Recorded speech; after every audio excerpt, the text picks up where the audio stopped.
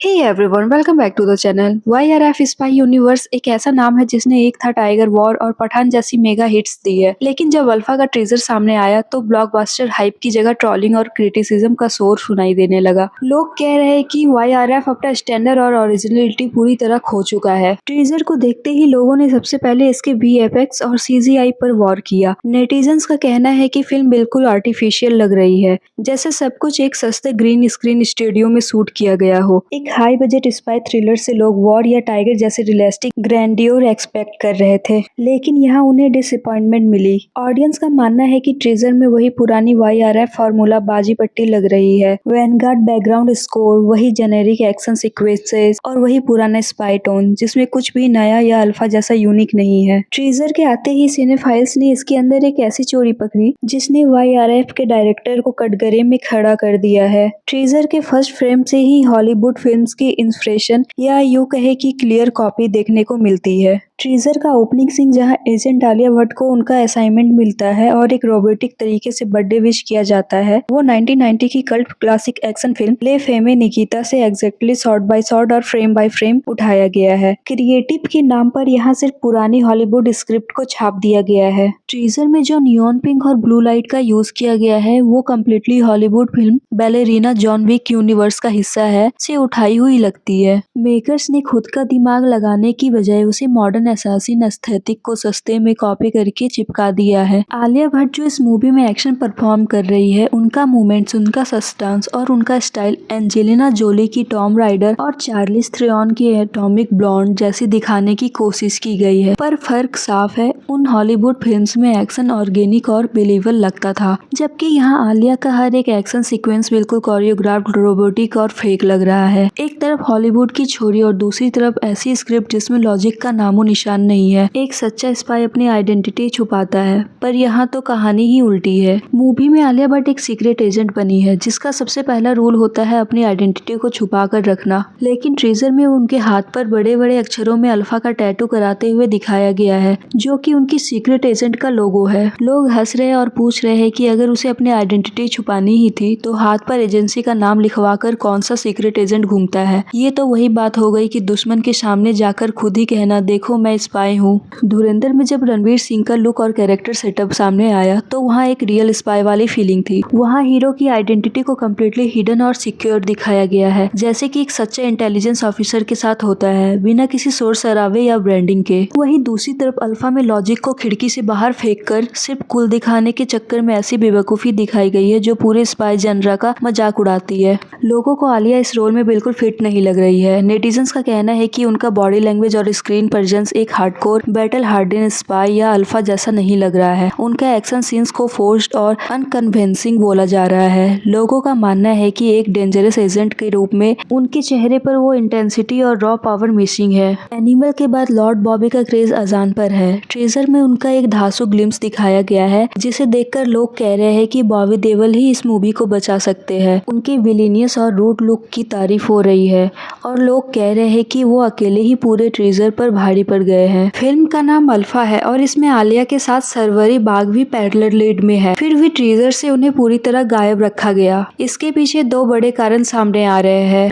पहला तो ये है, वाईआरएफ पहले सिर्फ आलिया के नाम पर हाइप क्रिएट करना चाहता था, क्योंकि वो एक बड़ी स्टेबलाइज्ड स्टार है। सरवरी का लुक और उनका कैरेक्टर शायद बाद में एक सरप्राइज एलिमेंट या स्टैंड अलोन ट्रेजर के रूप में बाद में ड्रॉप किया जाएगा। दूसरी बात ये है कि नेटिजन्स इस बात से काफी गुस्सा है। लोग सोशल मीडिया पर लिख रहे हैं कि सरवरी ने मुझे और वेदा जैसी मूवी से अपनी एक्टिंग और एक्शंस का लोहा मड़वाया है, फिर भी उन्हें साइडलाइन करके सिर्फ आलिया को फुटेज दी गई है, जो कि बिल्कुल गलत है। एक समय था जब आलिया भट्ट की एक्टिंग की मिसाल दी जाती थी, लेकिन अब ऑडियंस उनकी बैड एक्टिंग और रिपीटेटिव एक्सप्रेशन से थक चुकी है। ट्रेजर में जब आलिया गुस्से में चिल्लाती है या सीरियस एक्सप्रेशन देती है तो लोगों को उनका वही पुराना ब्रह्मास्त्र और रॉकी और रानी वाला लुक याद आ जाता है। नेटिजन्स का कहना है कि उनकी एक्टिंग अब नेचुरल नहीं लगती, वो बहुत ज्यादा ट्राई हार्ड दिखाती है। उनका डायलॉग डिलीवर का स्टाइल वही फ्लेयर्ड नॉस्ट्रिल्स और चिल्लाकर बोलना बन चुका है, जिसमें कोई वेरिएशन नहीं है। आलिया ने पास्ट में कुछ कमाल की परफॉर्मेंस दी है जिन्हें कोई डिनाई नहीं कर सकता। राजी, जहां उन्होंने एक सहमी हुई पर दिलेर स्पाई का रोल परफेक्टली जिया था। हाईवे, उड़ता पंजाब और गंगूबाई काठियावादी, जहां उनका स्क्रीन प्रेजेंस शानदार था। कुछ मूवी से उनकी खराब एक्टिंग का दौर शुरू हुआ, 2020 में आई सरक 2, ये उनकी करियर का एक बड़ा लो पॉइंट था जहां उनकी एक्टिंग को काफी क्रिटिसाइज किया गया। 2022 में आई ब्रह्मास्त्र, इस फिल्म में उनका काम सिर्फ सिवा चिल्लाना तक सीमित था, जहां से उनकी एक्टिंग पर मीम्स बनना शुरू हुए। 2023 में आई हार्ट ऑफ स्टोन उनका हॉलीवुड डेब्यू था। इस स्पाई थ्रिलर में उनका विलेनियस रोल बिल्कुल फीका था, उनके एक्सप्रेशन बहुत वीक लग रहे थे और यही से साफ हो गया था कि एक्शन स्पाई जनरे उन पर सूट नहीं कर रहा। 2024 में आई जिगरा, इस फिल्म में भी उनका वही रोना धोना और एक ही तरह के मोनोटोनस एक्सप्रेशन देखकर ऑडियंस थक गई और फिल्म बॉक्स ऑफिस पर डिजास्टर रही।